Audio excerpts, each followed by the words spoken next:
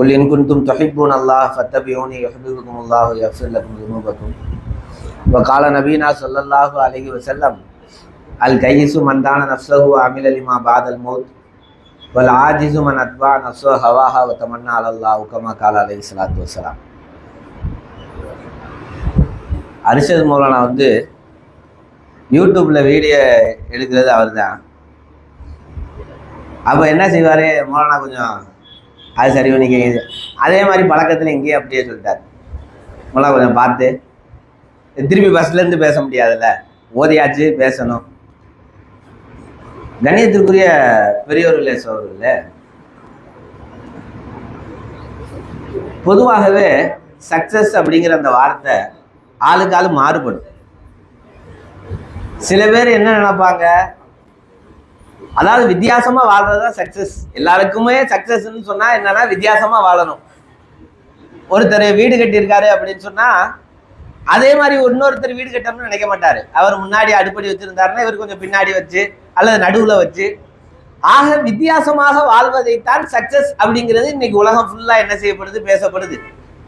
வித்தியாசமா இவர் அப்படி வந்துட்டாரு, இப்படி வந்துட்டாரு. ஆனா அல்லாஹ் ரசூலுடைய பார்வையில எது சக்சஸ்? இந்த உலகம் கிடைப்பது சக்சஸா அல்லது இந்த உலகம் கிடைக்காமல் இருப்பது சக்சஸா? உலமாக்கள் சொல்லுவாங்க, இந்த உலகம், அதாவது இந்த உலகம் இருக்குதே, இந்த உலகம் எவ்வளவு கிடைத்தாலும் சரி அல்லாஹ்வுடைய பொருத்தத்தோடு கிடைத்தால் அது சக்சஸ். ஒருத்தர் 1000 கோடி ரூபாய் சொந்தக்காரர் ஆகிறது அல்லாஹ்விற்கு வெறுப்பானது அல்ல. 10,000 கோடி ரூபாய்க்கு சொந்தக்காரர் ஆகிறது அல்லாஹ்வுக்கு வெறுப்பானது அல்ல. ஆனால் அது அல்லாஹ்வுடைய பொருத்தத்தோடு நடந்து விட்டால், ரசூல் காட்டிய வழிபடி நடந்து விட்டால் அது சக்சஸ். ஆனால் ஒருவர் 100 ரூபாய் தான் சம்பாதிக்கிறார், 50 ரூபாய் தான் சம்பாதிக்கிறார், ஆனா அல்லாஹ் ரசூலுக்கு மாற்றமான முறையில் அவர் சம்பாதிக்கிறார்னு சொன்னா அது குறைவான பொருளாக இருந்தாலுமே அது ஃபெயிலியர். ஆக அல்லாஹ் ரசூலுக்கு பொருத்தமான ஒரு வாழ்க்கையை வாழ வேண்டும் என்று சொன்னால், அருமையானவர்களே, ஆரம்பத்தில் இருந்தே அடிப்படை கல்வியை நாம் கொடுக்க வேண்டும், இந்த மார்க்க கல்வியை கொடுக்க வேண்டும். அந்த அடிப்படையிலே தான் இந்த அன்வாரு சுஃபா தீனியாத் மக்தப் வழிகாட்டி ஒரு மிகப்பெரிய ஒரு முயற்சியை முன்னெடுத்து, அந்த அடிப்படையில இன்னைக்கெல்லாம் பார்த்தா ரொம்ப சந்தோஷமா இருக்கு. கிட்டத்தட்ட எத்தனை கிராமம் போனா வந்திருக்காங்க, ஒரு 13 கிராமம். அதாவது 13 கிராமத்துல இருக்கக்கூடிய அந்த பிள்ளைகள் எல்லாமே மொத்தமா சேர்த்து 13 முஹல்லால இருந்து 130 பிள்ளைங்க என்ன செஞ்சிருக்காங்க, அல்லாஹ்வுடைய கிருபையில குர்ஆனை ஆரம்பிக்கிறார்கள். 35 பேர் 40 பேர் குர்ஆனை முடிக்கிறார். எவ்வளவு பெரிய விஷயம், 130 பேர் குர்ஆனை ஆரம்பிக்கிறது. அருமையானவர்களே, இஸ்லாம் மேலோங்குவதற்கு முஸ்லிம்களுடைய உள்ளத்திலே மேலோங்கி இருக்க வேண்டும், அவ்வளவுதான். எப்ப நான் அடிக்கடி சொல்வதுண்டு, இந்தியாவாக இருக்கட்டும், முழு உலகமாக இருக்கட்டும், முஸ்லிம்கள் குர்ஆனோடு எப்படி அணுகுகிறார்களோ அப்படித்தான் அந்த நாடும் அந்த மக்களும் முஸ்லிம்களை வைத்திருப்பார்கள். நான் அடிக்கடி சொல்வதுண்டு, இது மிக ஆழமாக நம்ம உள்ளத்துல பதிய வைக்க வேண்டிய வார்த்தை. குர்ஆனை முஸ்லிம்கள் வழிகாட்டியாக எடுத்து விட்டால் இந்தியா முஸ்லிம்களை வழிகாட்டியாக எடுத்துக்கொள்ளும். குர்ஆனை முஸ்லிம்கள் தன்னுடைய தலைமேல் தூக்கி வைத்தால் இந்தியா முஸ்லிம்களை தலைக்கு மேல் தூக்கி வைக்கும். முழு உலகமும் குர்ஆனே எனது எல்லாம் என்று நினைக்கும் பொழுது முஸ்லிம்கள் தான் எல்லாம் என்று நினைக்கும். குர்ஆன் என்னை ஆட்சி செய்ய வேண்டும் என்று எப்பொழுது ஒரு முஸ்லிம்கள் நினைப்பார்களோ அப்பொழுது முஸ்லிம்கள் ஆட்சிக்கு வர வேண்டும் என்று மற்றவர்கள் நினைப்பார்கள். ஆக குர்ஆனோடு முஸ்லிம்களுடைய அணுகுமுறை எப்படியோ அப்படித்தான் இந்த உலகத்தின் அணுகுமுறை. குர்ஆனோடு நாம் எவ்வாறு நடந்து கொள்கிறோமோ அப்படித்தான் இந்த உலகமும் முஸ்லிம்களோடு என்ன செய்யும், நடந்து கொள்ளும். அருமையானவர்களே, இன்றைக்கு அல்லாஹ்வுடைய கிருபையில நான் அடிக்கடி சொல்வதுண்டு, கிட்டத்தட்ட நம்ம உலக கல்விக்காக வேண்டி 30 வருஷத்துக்கு மேலாக போராடி கொண்டு இருக்கிறோம். ஆனால் இந்த மேலூர்ல எத்தனை IAS அதிகாரிகள் உருவாயிருக்காங்க, எத்தனை IPS அதிகாரிகள் உருவாயிருக்காங்க, எத்தனை பேர் MLAக்கள் ஆயிருக்காங்க, எத்தனை பேர் பெரிய பெரிய போஸ்டுக்கு வந்திருக்காங்க. ஆனா எல்லாருமே பெரிய ஸ்கூல்ல படிக்க வைக்கிறோம், நல்லா செலவு செய்யறோம். குறிப்பிட்ட காலத்துல பார்த்தோம் சொன்னா 10ஆவதுல பாதி பேர் கலைஞ்சிடுறாங்க, 12ஆவதுல மீதி பேர் கலைஞ்சிடுறாங்க. காலேஜ் போயிட்டாலுமே கூட ஒரு சரியான போஸ்ட்லயோ ஒரு பொசிஷன்லயோ நம்ம பிள்ளைங்க வர்றதில்லை. காரணம் என்ன? ஒழுக்கத்தோடு சேர்ந்த அந்த வளர்ப்பு, அதுதான் லட்சியத்தை கொடுக்கும். குர்ஆனுக்கு ஒரு மகத்துவம் இருக்கிறது. மற்ற மற்ற எல்லா கல்வியை விட குர்ஆனுடைய கல்விக்கு ஒரு மகத்துவம் இருக்கிறது. அது யார் கற்றுக்கொண்டாரோ அவரை உயர்ந்த நிலையில் தான் வைக்கும். யார் அதை விளங்கி கொண்டாரோ அவர் உயர்ந்த சிந்தனையோடு தான் இருப்பார். அவரால் அடிமையாகவோ வேலைக்காரராகவோ இருக்கவே முடியாது. ஒன்று அதிகாரத்திற்கு வந்து விடுவார் அல்லது முதலாளித்துவத்திற்கு வந்து விடுவார். யார் குர்ஆனை உள்வாங்கி கொண்டாரோ விளங்கி கொண்டாரோ அவர் ஒன்று அதிகாரத்திற்கு வருவார் அல்லது முதலாளியாக ஆகுவார். யாருடைய உள்ளத்திலே குர்ஆன் இல்லையோ அவர் வேலைக்காரராகத்தான் இருப்பார், இறுதி வரை வேலைக்காரராகத்தான் இருப்பார். இன்னைக்கு ஐடி கம்பெனில வேலை பார்த்து 2 லட்சம் ரூபாய் சம்பளம் வாங்கினாலும் வேலைக்காரன் தான். அமெரிக்கால வேலை பார்த்தாலும் வேலைக்காரன் தான்.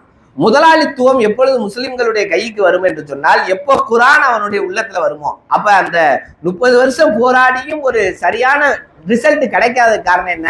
இந்த 30 வருஷத்துல குர்ஆனை விட்டுட்டோம், குர்ஆனுடைய அந்த கல்வியை விட்டுட்டோம், குர்ஆனோடு நடந்து கொண்ட நம்முடைய அணுகுமுறையை விட்டுட்டோம், குர்ஆனை மேம்படுத்துறதை விட்டுட்டோம். அதனால எவ்வளவு படித்தாலும் அதான் சொல்லுவாங்கல்ல, எவ்வளவு சாப்பிட்டாலும் வயிறு நிறைய மாட்டேங்குதுன்னு. எத்தனை அதாவது நாங்க இப்ப சமீபத்துல கணக்கெடுத்தோம். யாரு நம்ம மௌலானா யார் ரஹ்மத்துல்லா, நம்ம முஸ்லீம் பிள்ளைங்க எத்தனை பேர் படிச்சுக்கிட்டு இருக்காங்கன்னு சொல்லி. நம்ம முஸ்லீம் பிள்ளைங்கள்ல கிட்டத்தட்ட 75% பிரைவேட் ஸ்கூல்ல படிக்கிறாங்க, 25% தான் கவர்மெண்ட் ஸ்கூல்ல. 75% கிட்டத்தட்ட 10-15 வருஷமா இந்த நிலை தான் முஸ்லீம்கள்ட்ட இருக்குது. ஆனா இவ்வளவு படிப்புக்கும் இவ்வளவு கல்விக்கும் நாம் செலவு செய்துமே கூட ரிசல்ட், இந்த 30 வருஷத்துல பார்த்த ரிசல்ட், எத்தனை பேரு எந்தெந்த அதிகாரத்துக்கு வந்திருக்காங்க, எந்த நிலையில உயர்ந்திருக்காங்கன்னு பார்த்தோம்னா விரல் விட்டு இந்நேரத்துக்கு நம்மளுடைய அந்த செலவுக்கு முயற்சிக்கு. ஏன்னா ஒருத்தர் காலையில இருந்து வியாபாரம் பண்றாரு, வெறும் 2 ரூபாய்க்கு வியாபாரம் பண்ணியிருக்காருன்னா அது வியாபாரத்தை நம்ம மதிக்க மாட்டோம்.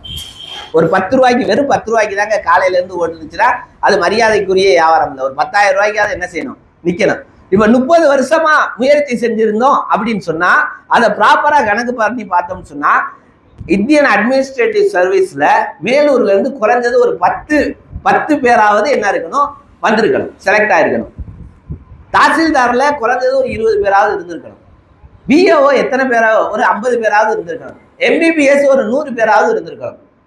எத்தனை லாயர்ஸ் உருவாயிருக்காங்க, எத்தனை லாயர்ஸ் வந்து குவாலிஃபைடா இருக்கிறாங்க, மக்களுக்கு மத்தியில செலக்டட் பர்சனா எத்தனை பேர் இருக்கிறாங்க, நல்லா யோசிச்சு பாருங்க. அப்ப எங்க நம்ம பிள்ளைங்க எல்லாம் போறாங்க, எங்க நம்ம வாலிகர் ஃபுல்லா போறாங்கன்னா நவுது பில்லா. இன்னைக்கு கூட தோரங்குறிச்சியில பேசும்பொழுது ஒருவர் சொன்னார் அழகாக, அதாவது முஸ்லிம்கள் எந்த அளவிற்கு வாழ தகுதியானவர்களோ அந்த வாழ்க்கையை இப்பொழுது வாழவில்லை. அதுக்கு சொல்றாரு, ஒருத்தர் சொன்னாரு, எங்க அத்தா 30 வருஷமா வெளிநாட்டுல இருக்காரு, வருஷத்துக்கு ஒரு தடவை தான் 1 மாசம் வருவார். இப்படி 30 வருஷம் 30 மாசம் தான் எங்க அம்மாவுக்கும் எங்க அத்தாவுக்கும் உண்டான வாழ்க்கை. 30 வருஷத்துல எத்தனை மாசங்க, மாசத்துக்கு ஒரு மாசம், வருஷத்துக்கு 1 மாசம் வந்தா வெறும் 30 மாதங்கள், வெறும் 30 மாதங்கள் கணவன் மனைவியாக வாழ்ந்து ஒரு வீட்டை கட்டுறாரு, அவ்வளவுதான். அரசு அதிகாரத்துல எந்த அளவுக்கு நம்ம பிள்ளைகள் போயிருக்காங்கன்னு பார்த்தா இல்லை. அப்ப இதுக்காக ஒரு மாற்று ஏற்பாடுகள் செய்ய வேண்டும். இதை பேசிக்கொண்டிருந்தால் ஆகாது.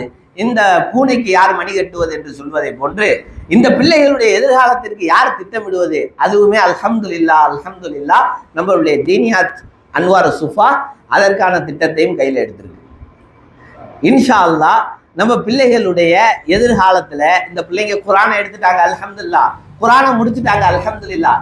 இந்த உலக அளவுல உள்ள அந்த கல்விகள்ல ஒரு சிறந்த துறையை நோக்கி நகர்வதற்கான ஒரு பெரிய திட்டமிடல் ஏற்பாடுகளும் அல்ஹம்துலில்லாஹ் நடந்து கொண்டிருக்கிறது. அருமையானவர்களே, இந்த குர்ஆனை முன்வைத்து இந்த உலகத்தில் உயர்ந்த அந்தஸ்தை அடையக்கூடிய நசீபை அல்லாஹ் தஆலா நம் அனைவருக்கும் தர வேண்டும் என்று துஆ செய்தவனாக வாய்ப்பிற்கு நன்றி கூடி விடைபெறுகிறேன்.